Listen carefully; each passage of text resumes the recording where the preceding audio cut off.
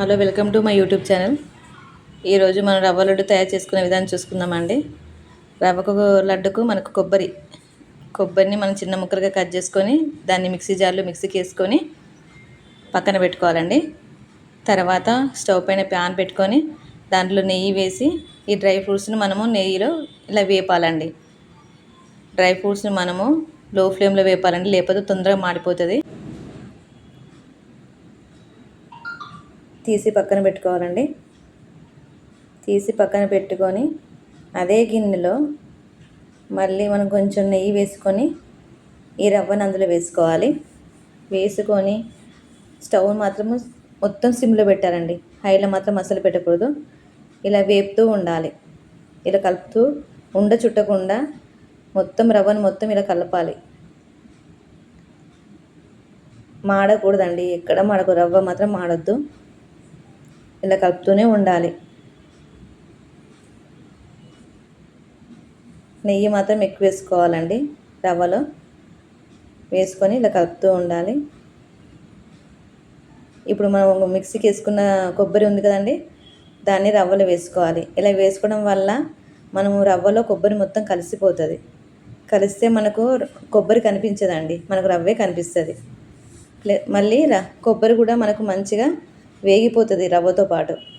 కాబట్టి మనం రవ్వలో వేసుకొని రవ్వలో కలుపుతూ ఉండాలి. ఇలా మిశ్రమాన్ని మొత్తం కలపాలి.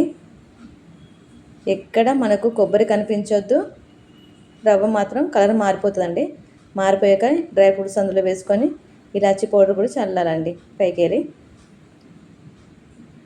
ఇప్పుడు దింపేసి స్టవ్ మీద ఇంకో ప్యాన్ పెట్టుకొని రవ్వ మనం 3 గ్లాసులు అయితే షుగర్ 2 గ్లాసులు వేసుకోవాలండి. కొంచెం ఎక్కువ షుగర్ తినే వాళ్ళైతే ఇంకొంచెం ఎక్కువ వేసుకోవచ్చు. 1/2 గ్లాస్ వాటర్ వేసుకోవాలి. ఈ వాటర్లో షుగర్ కరిగేలా ఇలా గరిటెతో కలుపుతూ ఉండాలి. ఈ షుగర్ మొత్తం కరిగినాక మనం ఎప్పుడు పాకము గట్టి పాకం తీసుకోవద్దండి, ఇలా తీగ పాకం మాత్రమే తీసుకోవాలి. గట్టి పాకం తీసుకుంటే ఏమవుతుందంటే మనకు లడ్డు గట్టిగా బండలా వస్తుంది.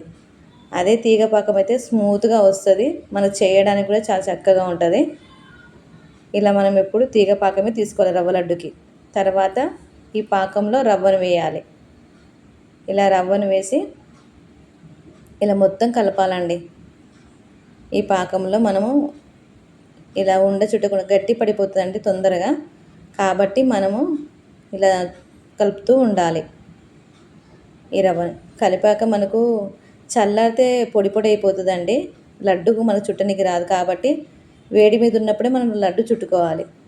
మనకు చేతులు బొబ్బలు వస్తాయని నేను ఒక ప్రయోగం చేసి లాకింగ్ కవర్లో ఈ పిండిని మిశ్రమాన్ని అందులో వేసుకొని లడ్డులాగా చుట్టానండి. మీరు కూడా అదే ప్రయోగం చేయండి, చేతులు కాలవు. ఇలా లడ్డులాగా మనం చుట్టుకోవాలి. లాకింగ్ కవర్ అయితే కొంచెం మనకు మందంగా ఉంటుంది కాబట్టి మనకు దేనికి ఎఫెక్ట్ కూడా కాదు. అదే పల్చటి కవర్ అయితే మనకి కొంచెం ఎఫెక్ట్ అని భయపడతాం. కాబట్టి ఇట్లా మనము లాకింగ్ కవర్ అయితే మంచిగా మందంగా ఉంటుంది, హెల్తీకి కూడా ఏం పర్వాలేదు. ఇలా చుట్టుకుంటే స్మూత్గా కవర్లో చుట్టినంత మాత్రం స్మూత్గా వస్తుందండి. మన చేతి కంటే మనకు ఈ కవర్లోనే స్మూత్గా ఉంది లడ్డు. ఇలా రౌండ్గా ఇలా చుట్టుకోవాలి.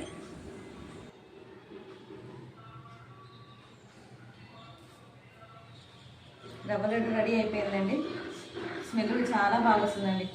స్మెల్ చూడగానే తినేంత చక్కగా ఉందండి. మన షాప్లో కొనుక్కోకుండా బయట ఫుడ్ ఎప్పుడైనా తినేసుకోవద్దండి, అది అన్హెల్దీ.